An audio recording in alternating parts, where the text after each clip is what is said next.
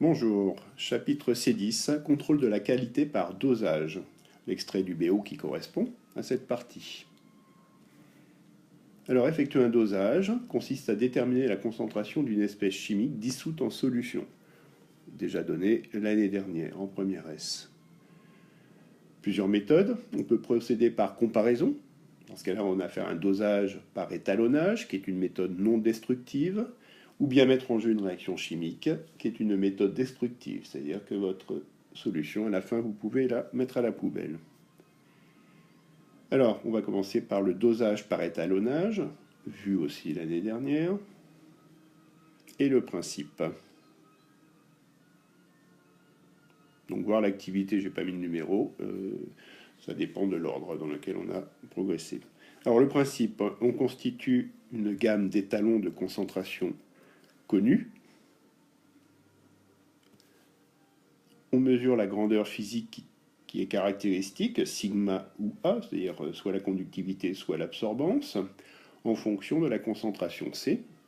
Puis on trace la courbe A égale F de C ou sigma égale F de C, que l'on appelle droite d'étalonnage. Donc j'ai représenté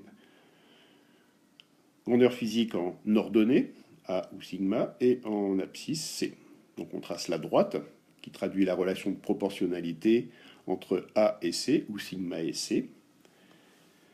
Et pour déterminer la concentration inconnue, eh bien, on fait une petite construction géométrique. On part de la grandeur mesurée, A ou sigma. On reporte sur la droite et on détermine l'abscisse qui correspond à la concentration, alors molaire ou massique, hein, c'est équivalent. On peut aussi utiliser la relation A égale K fois C, et donc on détermine, ou sigma égale K fois C, on détermine le coefficient directeur de la droite. Alors, spectrophotométrie, loi de Beer-Lambert. Donc, voir la fiche du spectrophotomètre, hein, page 585 dans votre livre Le Bordas.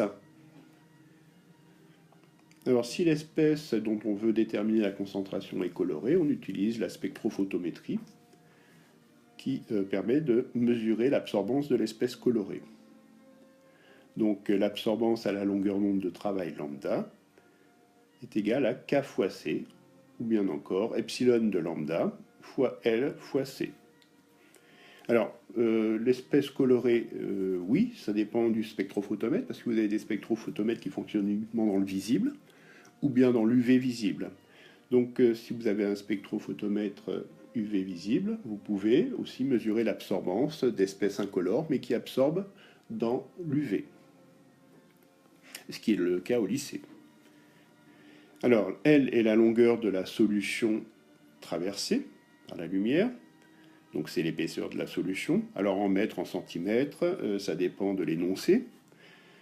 Epsilon de lambda, c'est le coefficient d'absorption molaire de l'espèce colorée à la longueur d'onde de travail, lambda. Alors idem, là l'unité va dépendre de l'unité de longueur choisie. Donc on va dire litre mol moins 1, centimètre moins 1, si elle est en centimètres. L'absorbance est sans unité. Et C est exprimé en mol par litre, et donc K, le coefficient directeur, est en litres par mol. Alors, remarque, l'absorbance est additive, c'est-à-dire que si vous avez deux espèces qui absorbent, eh bien, l'absorbance sera la somme des deux absorbances. On a fait un exercice comme cela l'année dernière en première S. Conductimétrie, loi de Colroche, et voir l'activité, idem, pas de numéro, puisque dépend de l'ordre choisi. Alors, si l'espèce est incolore et ionique, on utilise la conductimétrie. Voir page 585, la fiche sur le conductimètre. Donc, on mesure la conductivité de la solution ou sa conductance. Et à partir de la courbe d'étalonnage, sigma égale F de C, on détermine C.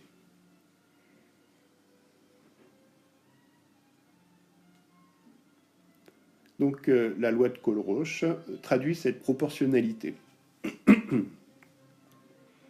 Donc sigma égale à somme sur I des lambda I fois les concentrations des espèces XI.